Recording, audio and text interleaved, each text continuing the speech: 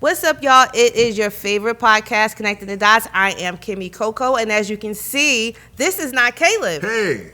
Caleb is injured, and we are praying that he heals up real fast. I know he'll be back on his feet right away. But until then, make sure you follow us on Instagram at CTD_ATL and check out his live interviews. And he and I will be going live and just talking about different things, the regular social political events that are going on, and giving you our opinions and just breaking some stuff down. But today we have a special guest. Hey.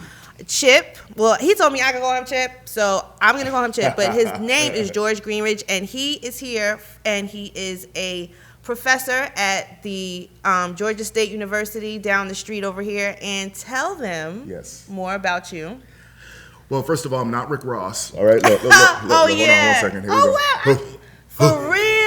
I can see that. Oh, wow. I get that all the time. It's funny when I go to class and students kind of do the Snapchat like, yo, Rick Ross is my professor and stuff. That's so funny. So it's so funny and all that. But no, my name is Chip Greenidge. I'm working on my PhD, almost done, at Georgia State. It's in race and urban studies and sociology. Mm-hmm. Been in Atlanta for 6 years. I went to Morehouse originally back in the 90s. Freaknik. You went when Morehouse was Morehouse. Yeah, right. Freaknik. The real time of Atlanta. Yes. Right? When Atlanta turned Atlanta. Old Atlanta. When Atlanta made a name for itself in hip hop and pop culture, period. Exactly. Those were the days. I remember those days. And we lived to tell about it. Hey, we're still here. Look, still here. All legs, everything. You know that? So, yeah, that's good. And what else is going on? You won an award recently. Damn, how you know my business? Hey, that's what I do. That's what I do. Y'all my bad. No, I got an award from United Negro College Fund and the Red Sox for my community service to young college students in Atlanta and Boston. So they flew me up there at the Red Sox, had a big event. It was really fun. Nice. My mom and dad were there. That's what it's all about. Yeah. And they're, right now they're in their late 70s. Yeah. So it's good to just show that, something came of their young man. All right. That you're good. So they both were there. It's a good time and so forth. Thank you. Wow. Congratulations. Don't be Googling me now. Congratulations on that. All right. So urban studies. Want me to explain that a little bit?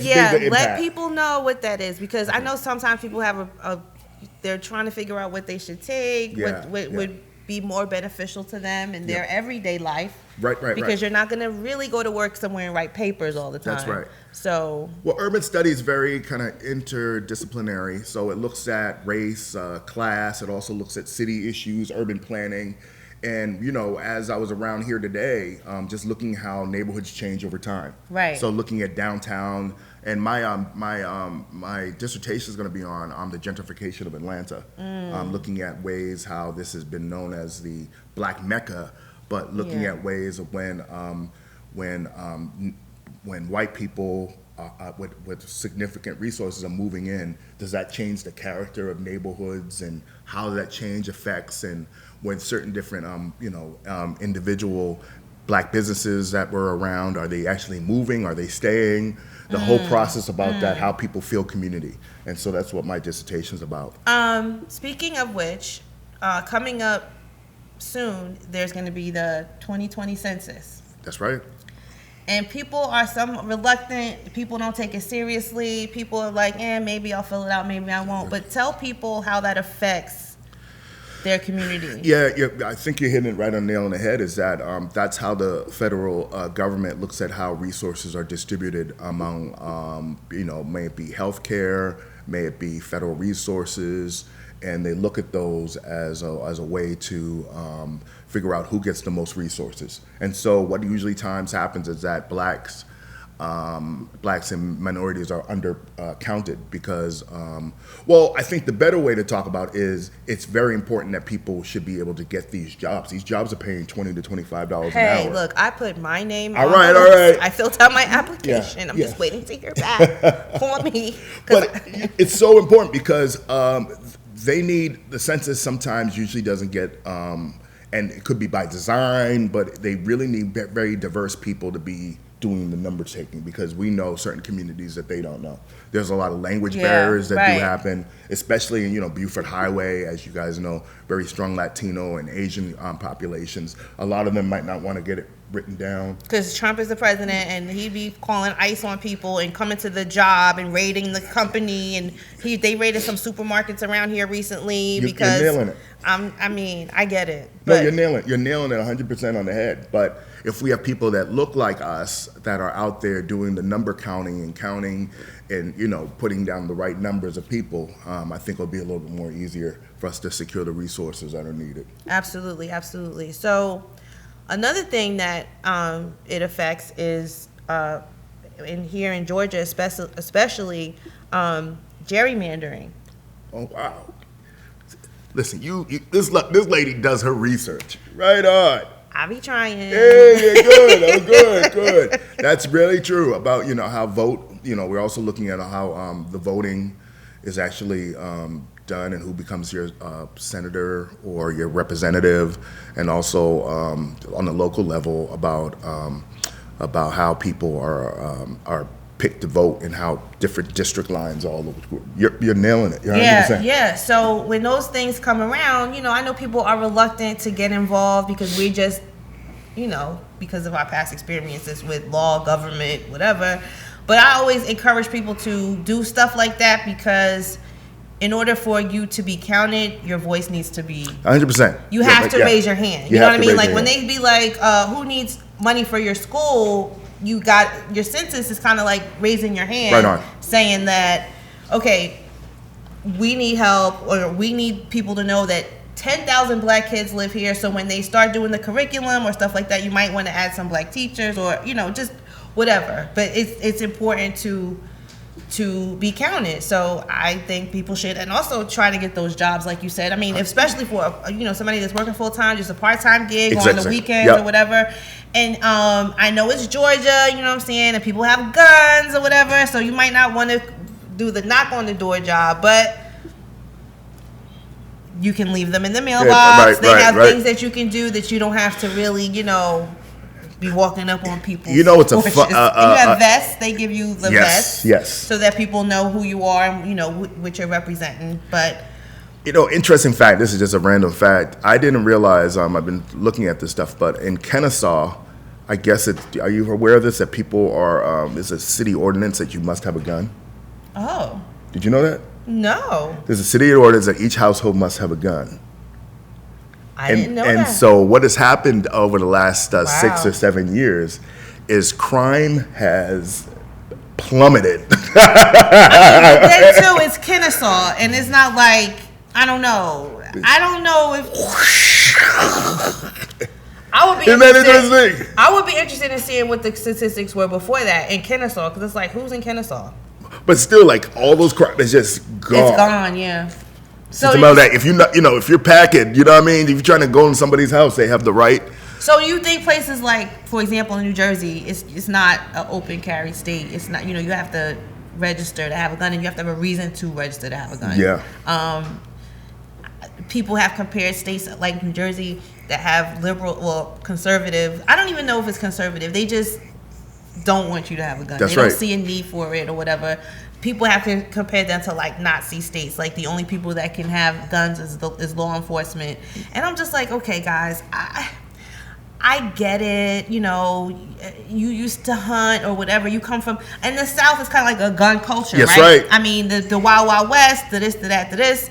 I mean, but do you need an AK-47? You do not. You know what I mean? You do not. Do you need an automatic assault rifle? Like, what are you doing? I'm from the very liberal town of Cambridge, city of Cambridge in Boston, home of Harvard and MIT. So I'm very liberal-minded the way I grew up. So right. Yeah. But you're right. Down here, it's just like everything's very different, and it's a very different way how you approach stuff and this thinking, because there are people in school at Georgia State that do carry. In the school. You can carry, yeah. You can't carry.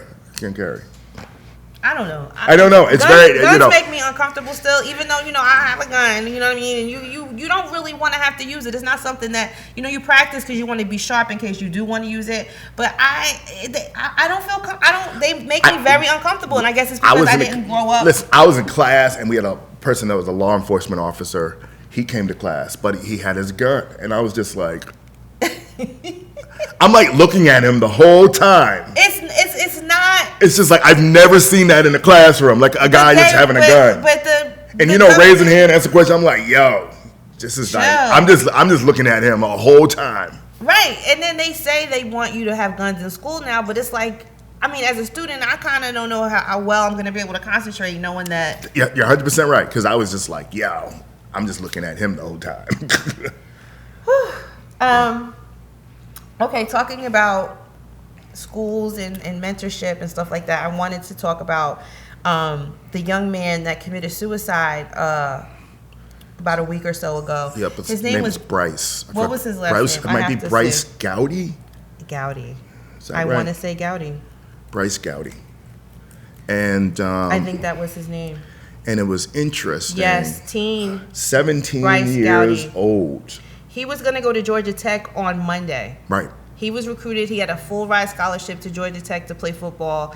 They were waiting for him. He was literally packing. His bags were packed in this room, ready to go. This happened like on a Friday or Saturday night, and he was due to be at school on Monday, and he killed himself. He was living at a hotel with his mom and his siblings. They were having financial trouble. Right. They were struggling for food. It just brings up so many issues. This situation just brought up so many issues about, teenagers being the head of some households. It made me think about poverty. It made me think about single moms. It made me think about, where was his dad? It made me think about all this stuff because I see the mom went on live and she tried to, oh my God, that was gut-wrenching. Totally. Did you see that, Jay Black? Did you even hear about the story about the young man that killed himself? But I didn't dig into the story. Yeah, 17-year-old young brother, loved school, was a good athlete. He was on his way to Atlanta to go to Georgia Tech on a full scholarship. They couldn't say enough about him. The recruiters, everybody just had nothing but praise for him and how well he played football. And it was Saturday night, and he was acting strange, talking a mile a minute. He kept asking his mom large questions. Not sure how a question is large, but I guess because it was about life. So it says large questions about life. This is from the Sun Sentinel. He wanted to know if she and his brothers would be okay in his absence meaning because he was going to Atlanta to go to school. She sent him to the car to get a blanket, not knowing it would be the last time that she would ever see him.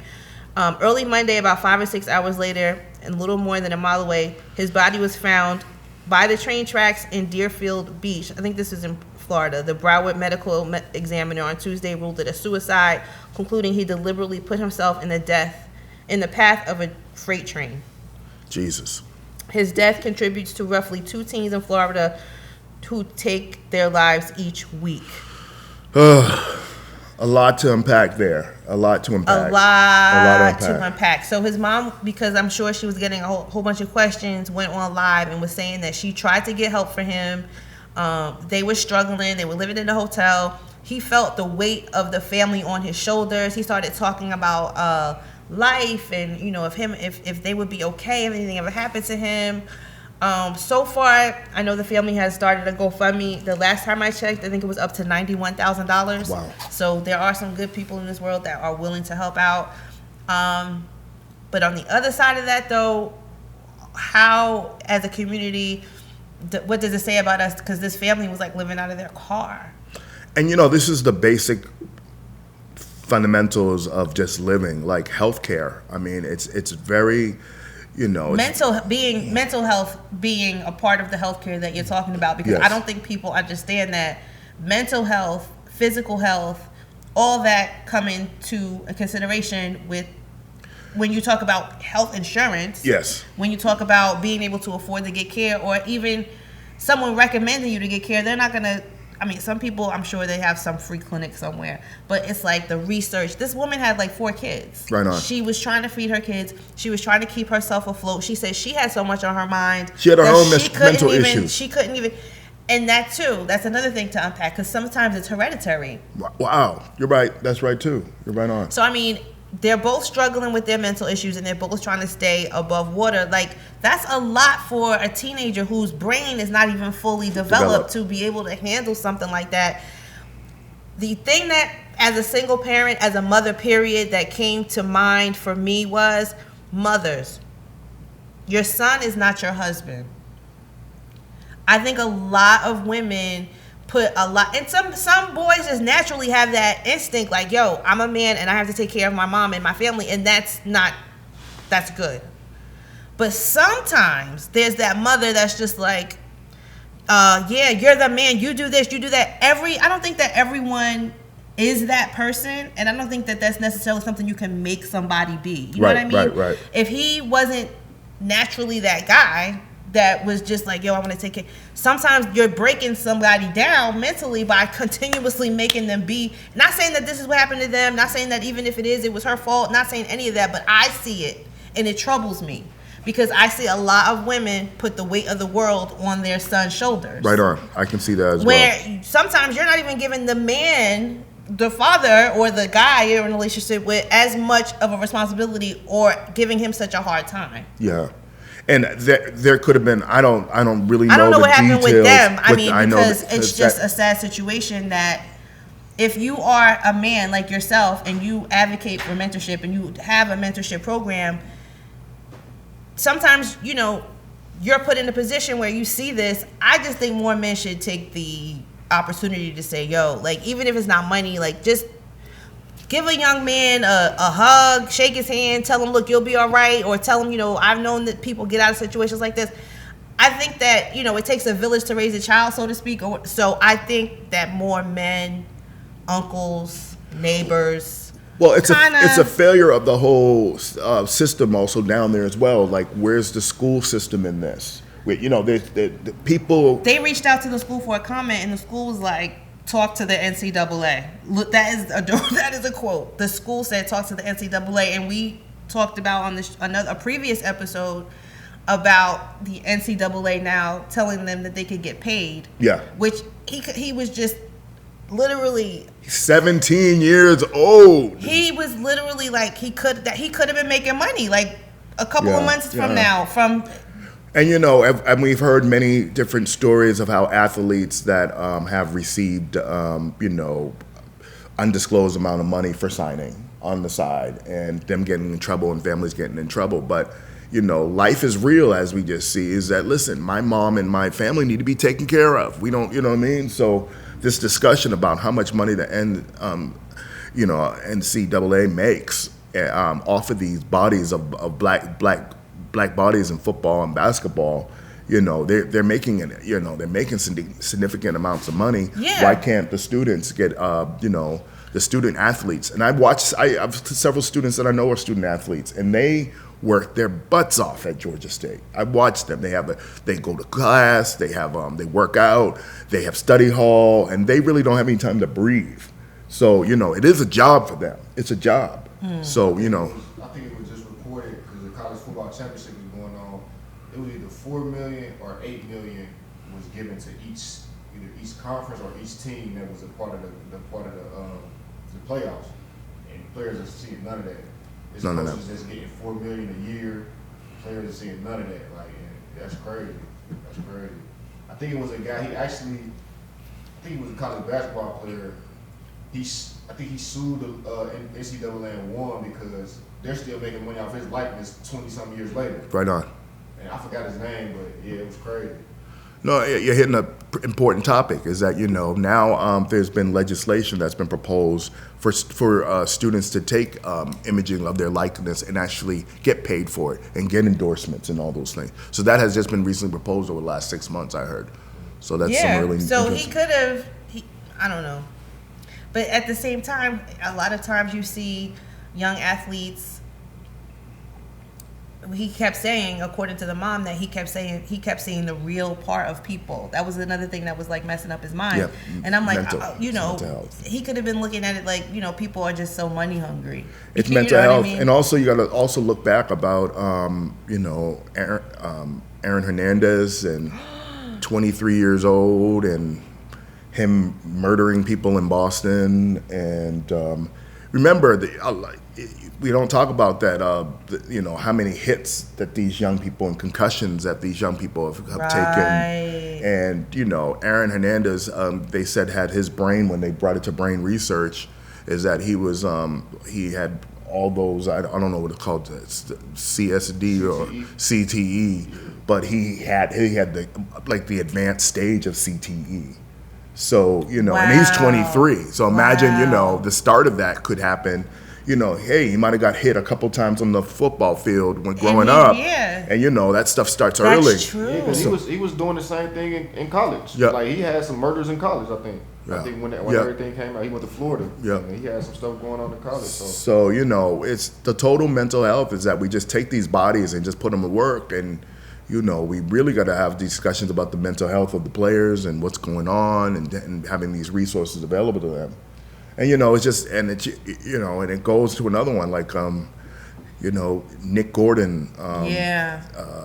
Whitney Houston's godson. She took him in when he was young because his mother, they had issues at home, and he and Bobby Christina were raised as brother and sister. Later on, we know they started to date and were potentially going to get married, but she died, and so he 30 years old. He overdosed. Overdosed, and that's like, wow. You know what I mean? That trilogy of that family is all totally gone, and it's looking at the drug use and the resources and just who's there to help. I mean, Whitney must have had a ton of enablers around her to let that actually happen. They all do. I mean, if you look at it, whenever there's someone that's either famous or rich, I mean, Michael Jackson. I mean, that doctor just kind of like moved in and was giving him drugs all the time. You know what I mean? Why do you feel like, I guess, mental health is this is such a buzzword now? Because I feel like everybody suffers from mental health. It might not be to the extreme. Right. Why is it? It seemed like over the last 3 years, it's became a big thing. I think a lot of this discussion around healthcare and Obamacare and the taking back of Obamacare and the focus of trying to do that has brought people back to that. But people also got to realize is that President Reagan closed down a lot of the mental hospitals. When we were growing up, we saw the last of them. You're right. I mean, there were hospitals specifically made for people that had mental health issues, and the Reagan administration, for whatever reason, closed a lot of those down. I mean, they had Bellevue Hospital in New York. I remember there was one in New Jersey. And they're all. And where do they go? They go right to the streets. You see them. Well, now they go to jail or the street. So now we have the prison population. We have a homeless problem, and then when the homeless people start acting out and doing stuff, then all of a sudden they're like, they have a mental health issue. But you don't treat mental health issues in jail. But also another thing too, if you think about, like, there used to be, like, growing up in the 70s, there used to be things called orphanages. Yeah. Like, that is gone. Those homes. Yeah, They weren't really foster homes. They were kind of like just for kids that their parents just couldn't do anything with them, and they would go and they would be like. They used to have but now, what they've done is they've subleased all that out to, people, taking in foster kids, But before, there used to be large agencies that took care of children. So a lot of these things I think have been eliminated under the under the Reagan-Bush years. Because those were the Reagan-Bush years really defined a generation that is coming up now. I mean, like, the whole thing with, like, the crack era, these are their children. Right. You're right on. So he asked a question about why now. I think partially because there's a whole generation of people that learn to rely on drugs. Right. What that did to the mental health of the children that they were raising or the children that they were bearing, we don't know. I mean, I'm sure that there's some research out there, but I think that has something to do with it because it switched from the street drug epidemic to, like, the opioid epidemic, like, within like 10 years. Because remember, crack was very cheap, and crack it was very cheap. It was a quick high, and and it was just no one knew how addictive that thing was going to be. And just I remember just going home from college and going down certain streets in Boston and just realizing like, why are all these people out walking the streets at night? Had no clue what was going on. It just hit, just out of nowhere, just hit. You know, these zombies looking like people searching for their next hit. It was a sad time, and we're still feeling the after effects of that now. Yeah. I did a conference in Boston called 25 Years After Crack, and we brought together police officers, detectives, crack dealers, crack users, kids, families, and all these different things together. We had over like 150 people together for 2 days. And we talked about, and it was interesting, some people in the room, police officers that arrested people 20 years ago.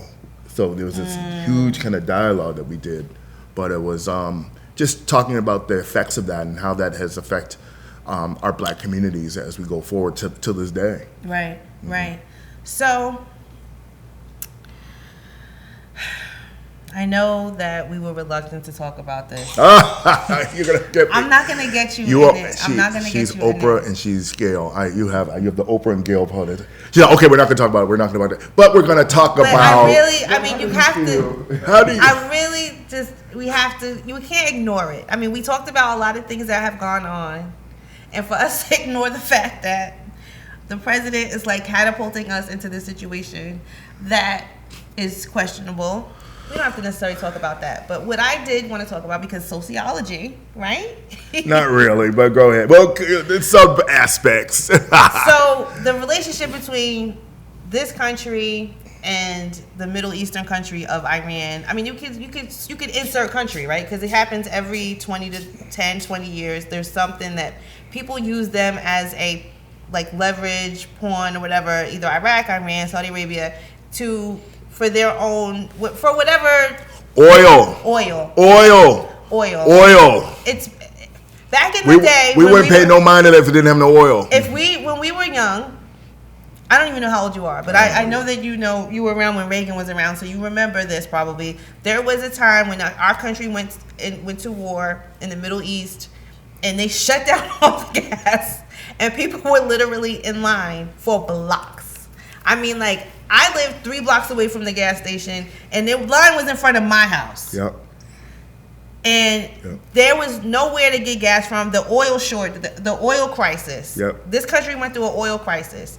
So now I think it was like, I don't know, back before any of us were born, like in the 50s, the country that has the oil, most of them in the Middle East, now we are kind of like relying more on Canada. We're trying to drill somewhere here in the United States. Everybody doesn't want that, whatever. We were still heavily relying on the Middle East for oil.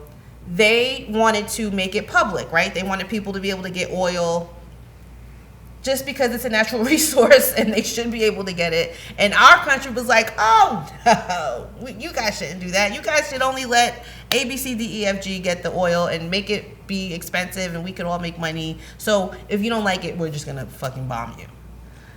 That happened not once, but twice. Because whenever in the 70s, it happened again, and that's what we were talking about, the oil crisis or whatever. And like I said, it's not just us. Europeans have done it to them. Anyway, now we are in the middle of this situation where we are possibly, Trump bombed Iran. They are saying that they're going to retaliate. He sent a drone to kill one of the to kill. Assassinate, pretty much, to kill. What would be the equivalent of someone here in the head of our military who was highly revered because he'd been doing this job for 30, 40 years. And so they were like pissed off. But remember, Trump ripped up the Iranian deal. Yes, he did.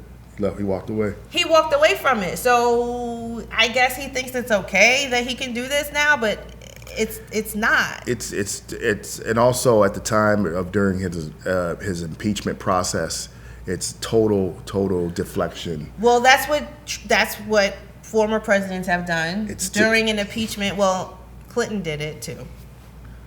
Okay. Clinton did it too, and they're saying that he's only doing that because, and he said that Obama was going to do it. He thought that Obama was going to do it because apparently I don't know. Yeah, There's no reasoning with anything that this man does, so I don't even try anymore. I just say what I think is going on or what I see, and to me, it sounds like what he's doing. He didn't even get congressional approval for. The proof that they had to do this is like he had options. He could have, one was to bomb him, one was to negotiate. The most extreme measure was to do what he did, and he picked that option basically.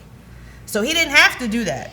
But remember, all the people that he had in his cabinet or whatever that was telling him about foreign policy, he fired them or they quit. So we don't even know who he's getting his information from right now. No one impeaches anybody during a war or about a war. And usually presidents that are in the middle of a war get reelected because they think you got to finish what you started. So we hope that's not the case this time. Because we have more candidates now that have better foreign policy or have been around. I think all of us have better foreign policy than Trump. So that's what I wanted to kind of say. Like, because of him and his policies and the way that he makes people, get all. What is that doing to the people here in this country as far as the psyche of the relations with people?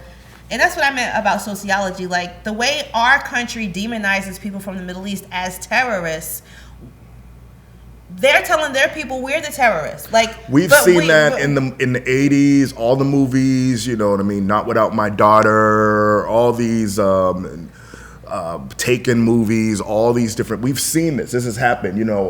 All those movies. We gotta kill them before they kill us. It's all propaganda and has been used in movies. And, it's been, you got to realize, like, 30 years ago, we only had 4 TV stations. Right. You know what I mean? 4 TV stations. Now you have 1,000.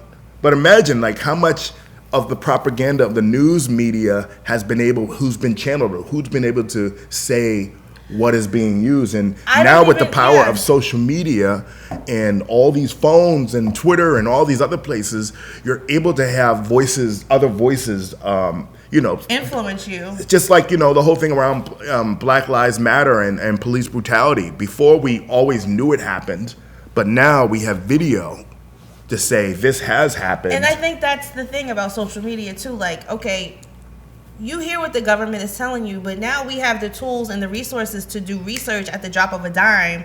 Whereas, like you said, when we were younger, there was only a couple different TV stations. What you saw was that the Iranians had 25 soldiers held hostage, and you're just like, oh my God, they're terrible people. But they didn't really get deep into why, the what.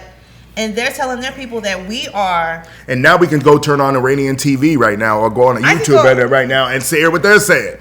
Right. So, you know what I mean? Like, wait up. They just bombed, you know what I mean? Right. So we're now having, before, we never had those pushbacks. I mean, we couldn't look at their perspective, because now you can go, like, sometimes I watch Al Jazeera just because, what are they saying? Or what does it look like over there? You know what I mean? Yeah. Because I want to have a different perspective, because I know as a child I was railroaded into thinking that they were bad. Like, I'm serious. Like, I really thought, like, oh my God, why are they like this? You know what I mean? Why are they the only ones that do stuff like this? Remember they did the same thing to the Japanese back in the World War II. Now they're doing it.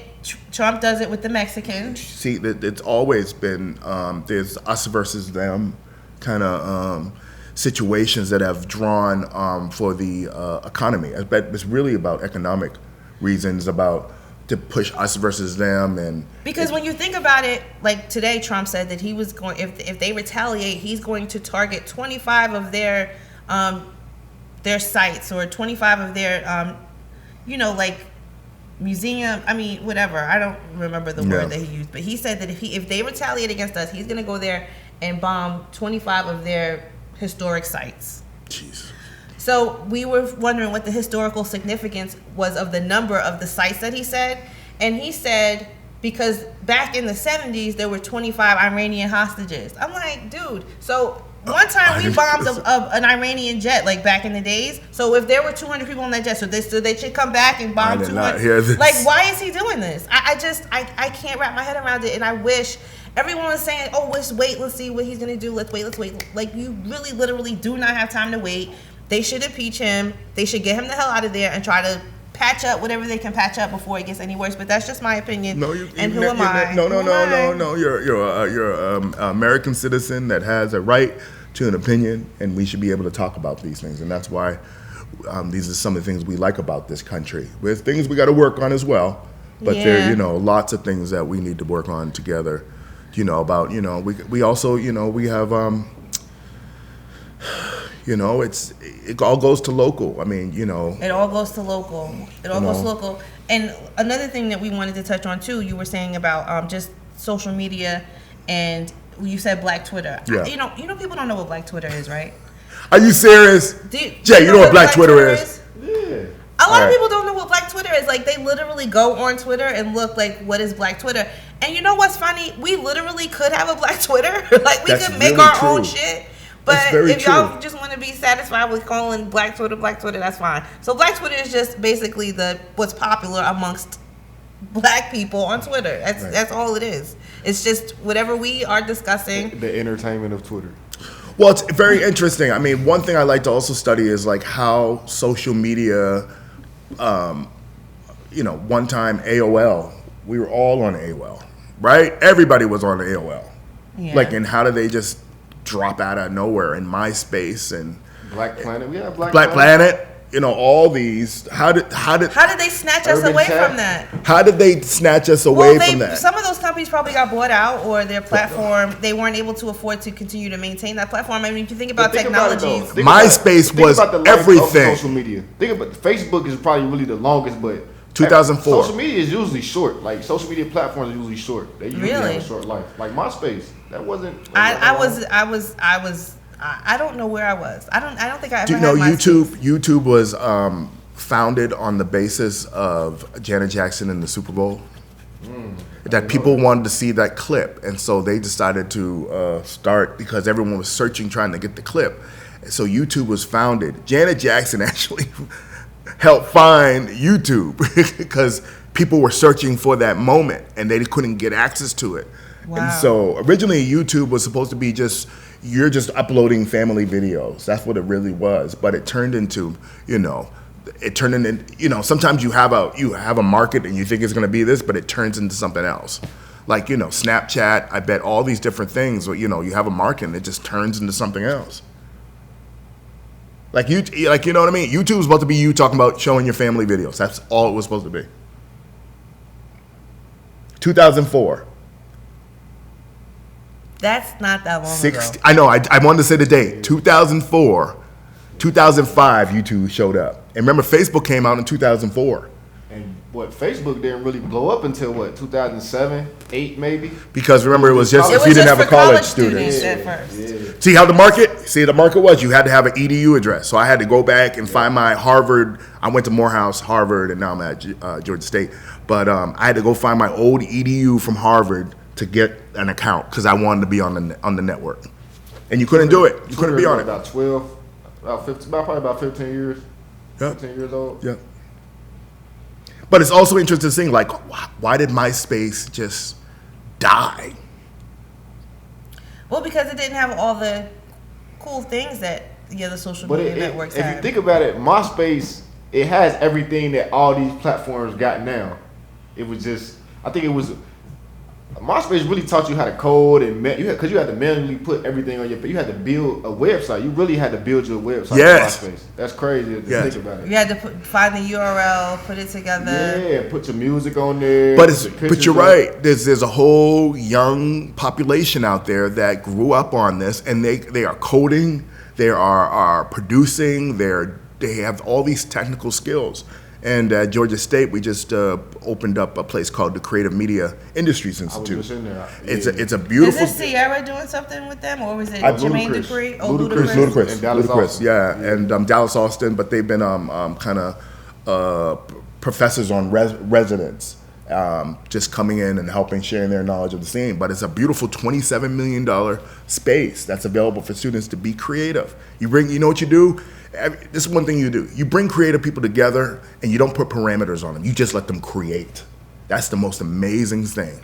And you have the next Mark Zuckerberg at GSU. Exactly. But the thing about that, and I think that's just, it's two points to that. Like, as far as the creative thing, that's cool, but it's just like, man, the creators get taken advantage of because they don't know the business. So it's just like, man, we gotta figure out that balance. And then the second thing is, with the world is starting to revolve around creators. I think as black people or in our community, like we look down on entertainers and stuff like that. And those are the creators. And I feel like we need to start embracing that. Just like other races, like, you know, Chinese, they might embrace being whatever they're known for. Being like smart or whatever, being mathematics. We should embrace that. We're athletes and, you know, and entertainers, but we got to start taking ownership. So it's right. Not so that it's not looked at as it's sweat equity instead of having sweat equity. Let's have, you know, real equity. And also, I found in my work is that, you know, talking to people and people, you know, young people that with jobs that want to start businesses, is I always say, you know,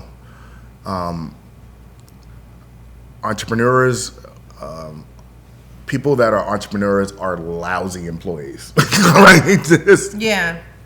They just not. They like listen. They're always dreaming. They're always thinking about other things that they can do, what they want to do, because you know they just. But are they also horrible students? No. Well, they can't.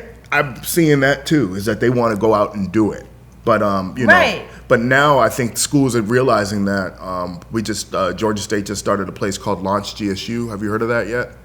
It's a space. It's like a WeWork space. Oh, okay. So if you have a small business, you have 24-hour access to actually go to the space. There are desks there, free computers, free printing, free coffee. Only students. Only students. Oh, okay. Anyone that's a student can have and you can go there, have your social meetings there. Oh, nice. But you have a card. You have to become a member. But it's a 24-hour space.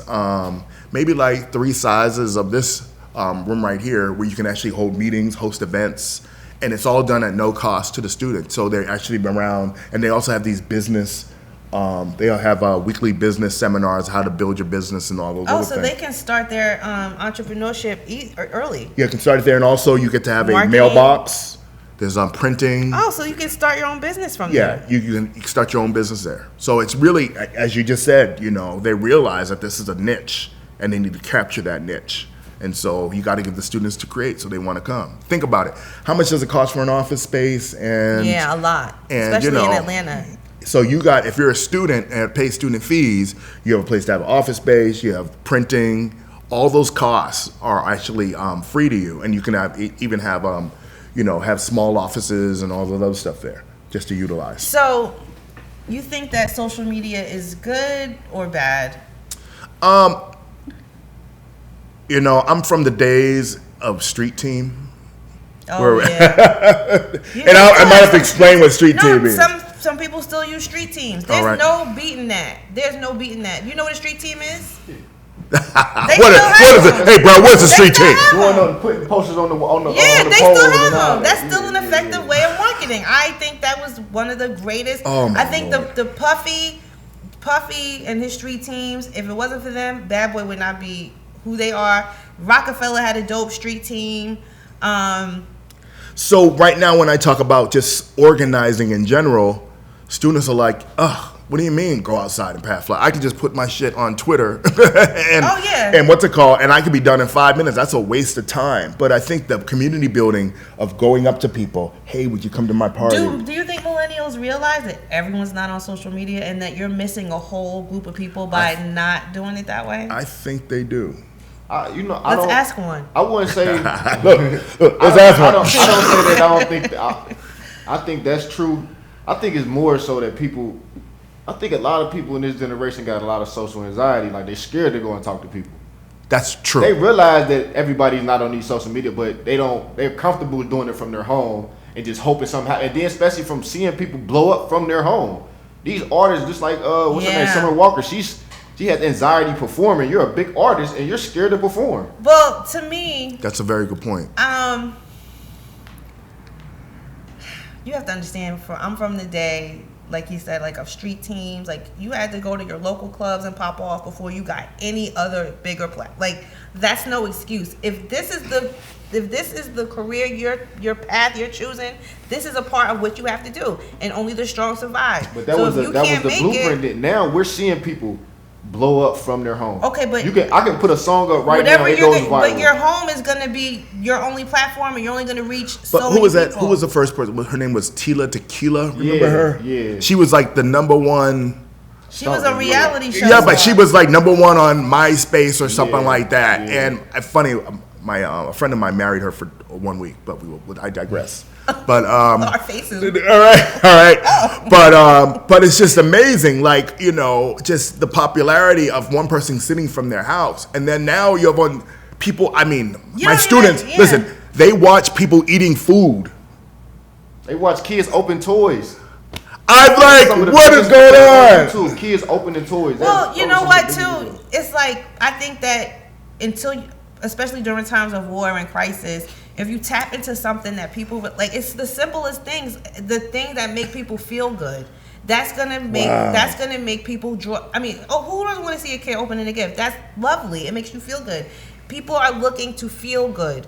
Eating, but you know, something like that. When I went to Full Sail, the one thing they always say, like, even when they get a tour, they always say entertainment is the monetization of emotions. Yes. That's all it is. That's a great way to put it. That's all it is. That's all it is. Well, you know, it's that, and that's when we study the. You know, I have a good friend who's in neuroscience, and she talks about the brain and the receptors and the dopamine. Every time you get a like, every time you hit like, it gives you It just goes, and so now we're addicted to all those kind of like. You're addicted to getting likes. You know, that just makes us feel good. When you see that little heart pop up, it makes you feel happy. Happy. And so we're addicted to that. And so when we don't get it, I mean, you got to look at how, and that's the social interactions. Like, why don't we get that from city? And I digress even more. The first Starbucks, what was the first Starbucks all about? It was about people getting together, having coffee. That's it. In a room, all right, with people, and to have social conversations. That's what Starbucks was about when it started. Bringing books, like-minded people together to share over coffee, you know what I mean?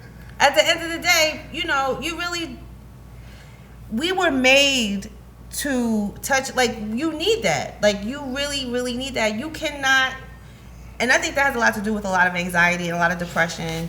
You really need to get out and touch people and talk to people and interact with people, more than just on your phone. I had a group of students this semester. They were all in natural sciences. So, you know, usually I have students that are mostly all social sciences, so they're a little bit more, you know, extroverted and all that. They were all introverts. Uh-huh. So in class, I think they just look at me like, will he shut the F up? Because I'm here like, da. But you know what I mean? The social sciences, people that, you know, are social studies like women's studies, sociology, political science. It's all about the interaction. But the natural sciences are what? You know, biology, you're kind of working by yourself, chemistry, working by yourself, all those other things. And so you're very kind of reserved. Yeah. But it's just interesting how, even though they might not be talking, they're actually processing and they're actually with you. Do you know what I mean? So I had to do different ways of teaching. Like, we would have discussion boards. You know what I mean? Like, I'll say, okay, let's talk about what you read. And people go like this. But you say, here's a discussion board. Oh, let me. So it's just interesting how people. And that's what makes people comfortable too about social media. It's like, I would never say this, but. Right. Hey, you're right. It gave you that courage. That's crazy. Social media courage, right? We call what do you call it? Social media bullies, or what do we call them? Twitter fingers. Twitter fingers, right? You know, it's very. That's why I don't even. I'm like. I'm liable to say anything on Twitter. But y'all. again, you got to look at that as a gift too, because again, people that are tweeting things or saying things they wouldn't normally say, but it's like, okay, it can be like a mental stress reliever because they're getting it out. Because you got to think, I don't agree with using a worldwide platform as a journal, but that's what some people do. Well, we have the President Trump that has done that, and it's changed. I mean, think about they used to do these back in the day, the press briefings every other day. He stopped that. He does them in front of a helicopter now, so you can't hear what the hell he's saying. Exactly. He killed that. He was like, you know what? I don't like any of you journalists. You're not allowed in the White House. This guy, gaslighting, the narcissism. I can't. But that's his brand, and I'm reading this book. It's so crazy. This book came out in 2009, and I'm reading it, and basically he started talking about Trump, and he was talking about, and this was before he was president. So he was talking about how Trump. His brand is his name, and his personality has nothing to do with how smart he is, It's just about him bigging up his name, being his, whatever he has to do to make his name bigger than what it is. And you see that as a president, he's doing whatever he has to do to keep his name relevant, to keep his name in people's mouth, and he's willing to sacrifice his morals and all that to make sure people are talking about him. And it makes his brand bigger. People like the bad guy.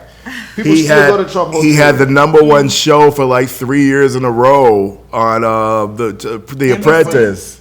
That's and so when you hear a name and you're familiar, when people are going in the voting booth, you're like, oh, well, I just know him. Yep, that's what you know what I mean? I see him, I know him, I know him again. Yep. And and it's very interesting. I felt bad. I did that before, but not for him. But it's like if you see a last name Kennedy. His name Keisha. I was like, oh. Yeah, but I'm just saying, like you see why people vote for the Kennedys. They're like, oh, sounds like John Kennedy. Well, sounds like a good name to me. You know what I mean? You know what?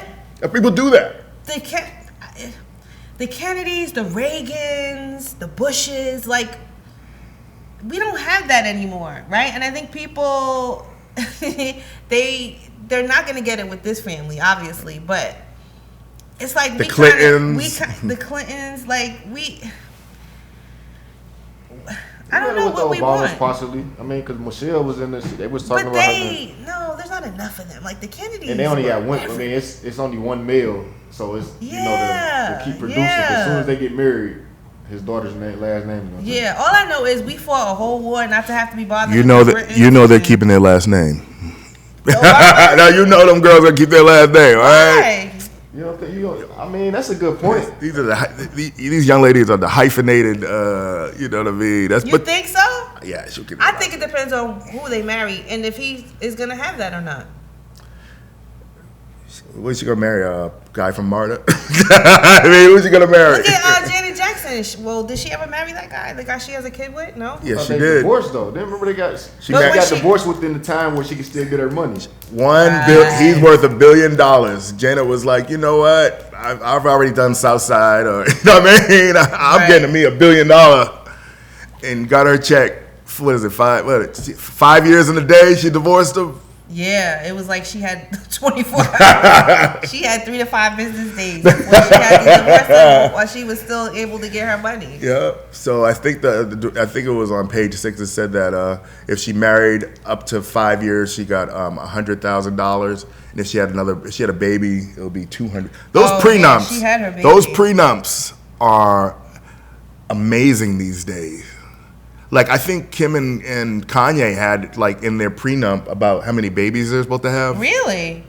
Yep. I think that was in there. It's like, the 4, 5, 6, 7. So these prenups are, and it's also interesting where I guess it's like if you're in California, there are different rules in New York. Yeah. Well, I think one is a community property state and one is not. So people usually get married.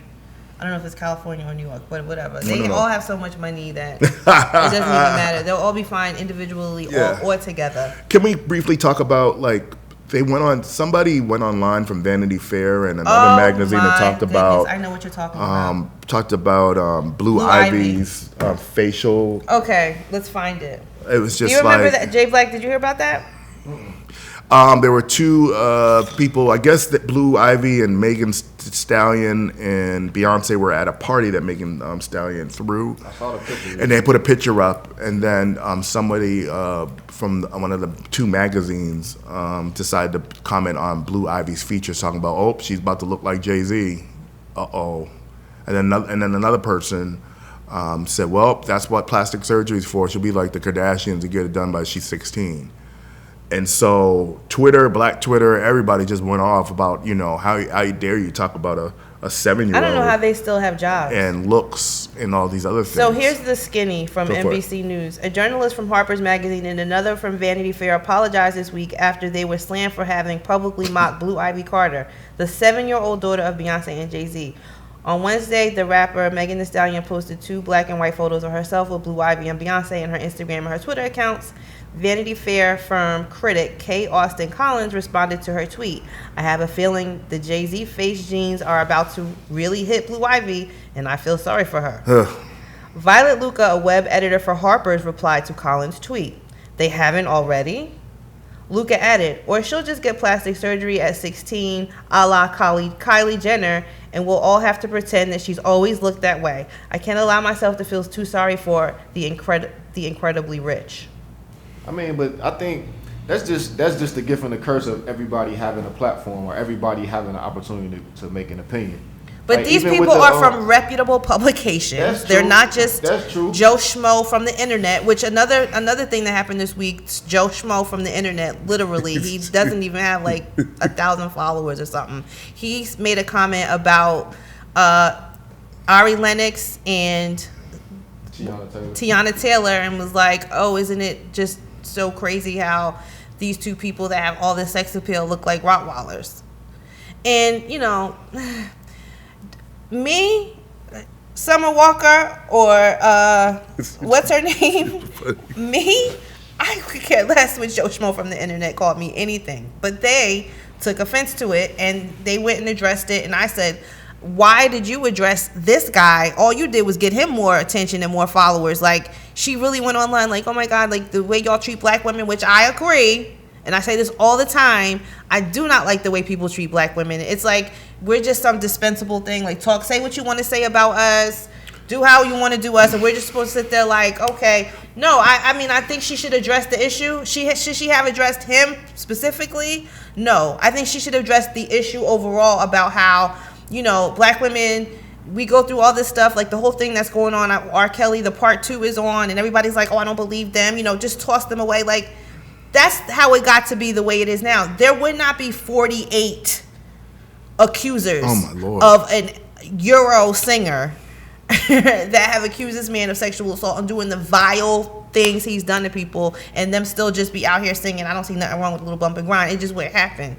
But until we value our women, it's just going to continue to happen. And I just urge you people, everybody, just have more respect, more love, more care. It's so interesting. Concern. Blue Ivy's of the age now. I bet she has a iPad, and I bet she can Google, and she can just see the comments that people say. But, you know, for her, I mean, she's like, you know, and your net worth is. You know what I mean? I'm worth. She's like, I'm worth $100 million right now. And I have a Grammy. You know what I mean? You know, like what? You know what I mean? It's just interesting. And then I think that Beyonce and Jay-Z, well, I don't know about Jay-Z because you really don't see him, what he does, but I think Beyonce kind of like puts that in her, like includes her in all this stuff, brings her to the premieres, walks her through the red carpet to kind of like instill that confidence in her, like, you know, bow down bitches. You know what I'm saying? But still, like when you're that young, I mean, I can't even, I just don't even know, like as a 7-year-old, like, because at that why age, would you even, you don't, the money and all that, you don't understand that. You don't understand that. Think about when you were 7. You kind of, there's a theory out there that said raise a kid until they're 6, and then, you know, raise the kid all the way to 6, and they can kind of like. I've heard psychologists say, as a parent, you only have until the kid is 8 years old to really give them a. And then they're off. Like that's it. Like now you have nothing to do with it. It's all them. It's amazing. It's amazing how. But it's you know, you see her already. Her little personality. She tells them be quiet. Like, you know, whatever. I heard what was it? It wasn't Ariana Grande, I don't think, or maybe the chick that they said was saying the N-word recently. That Latina chick. It one of the singers. Camila Cabello. I don't know what when she was performing Blue Ivy, you know, everybody was clapping, and Blue Ivy was just like, "Be quiet, y'all." Like she's still talking. You know what I mean? Like I could see she's got her personality already, but I don't even care if it was Joe Schmo off the internet. These people are from reputable magazines. They need to be fired. If I was Beyonce, I would march down to Vanity Fair with my real mate, it's just like, and get them out of there. I get where you coming from, but it's just like it's bigger issues. Like I can't fight everybody that says something negative. But they're not. This is not Joe Schmo from the internet. This person represents Vanity Fair. But I'm just saying, is our celebrities and their kids public domain? You saying are they? I mean, are they? I mean, like no. Celebrities and their kids. You know, I mean, we like to. I mean, like they say, if you put it out there, it's, you know, if you put your family out there, then, you know, especially on that level, you got to really kind of, you shouldn't have to, but it's a gift and a curse with it. Yeah, that's true. But I'm just saying, the audacity. Like, there's some stuff I don't say on the internet because I kind of like represent Out of respect shit. and morals, yeah. You know what I mean? Like, Some I people don't have represent that. some shit. First of all, I got a kid. No, she's grown. I say what I want to say, but not her. But you know, just stuff. Like, I represent the show, the company I work for. You know what I mean? God forbid, you just don't. There's certain things. I would be terrified to say something about them if I worked for a reputable Vanity Fair. Come on now. And that's why I'm saying, like, at the end of the day, Vanity's gonna handle that. Vanity's gonna suffer because now they're not gonna get access to Beyonce. They got they got all the hashtags. They're all hitting them about like take care of this, take care of this. But the young man did apologize. The brother who said the first comment, I think he did say black women deserve better.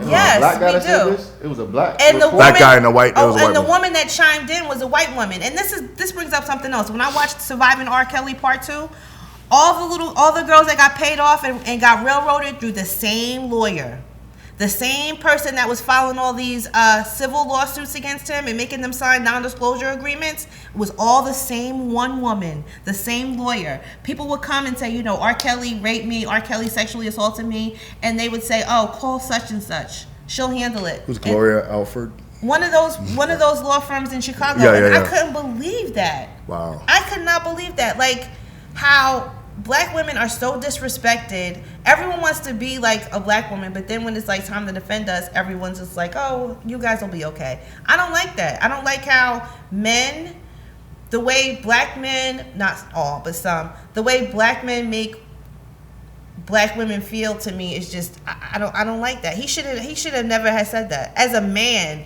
even just commenting on a little kid. Even like the other day, Boyce Watkins commenting on Lizzo, like he's made like numerous comments about her weight and her obesity, so he says. And I'm just like, if she's healthy, like, go after the girls that are injecting stuff into their butts and into their breasts and into their face, you know, that end up with all sorts of infections and stuff. Go after them. I don't see her. She's very athletic. She looks like she's having a good time. And I don't know. No, you do know. You do know. And you should, you know, and the thing is that, you know, the sexualization of the black woman body. I hate that. I hate it. I'm sick of it. I'm sick of it. It's been for years. It's been, you know, sick of it. Hot and Trot Venus, the woman in the 1700s from Africa, where they had. She was in a circus. She was in a circus and died at 26 years old. But you know the fed, you know, and there's Bell Hooks writes about the fetishization of black female bodies and how, you know, Tina Turner and What's Love Got to Do with It, the movie, and you know how white men want that wild, you know what I mean, want the wild woman, you know, want the wild woman, you know. Yeah, I get it. It's just like this, but you know, but how it's been profitable, how black women have to use that to get profit. You know what I mean? And how it's been fetishized and all these other things, you know? And how much money have black men made off of that over the years? Like, I don't know. I mean, it's something that we could talk about another time, deeper. But I kind of just wanted to wrap things up. But I want everyone to just... The internet was... I saw some funny memes, y'all. I saw some funny memes. I saw some funny memes about World War III, but on the real, like we used to say back in the day, on the real tip. It's not funny. It's scary. It's somebody's brother. My brother went to the first Gulf War. My brother was in it, and he didn't come back the same. That's right. I'm just gonna be completely honest with you. God bless him. He just died 2 years ago, but he died because he had PTSD. He had diabetes. He was fighting high blood pressure.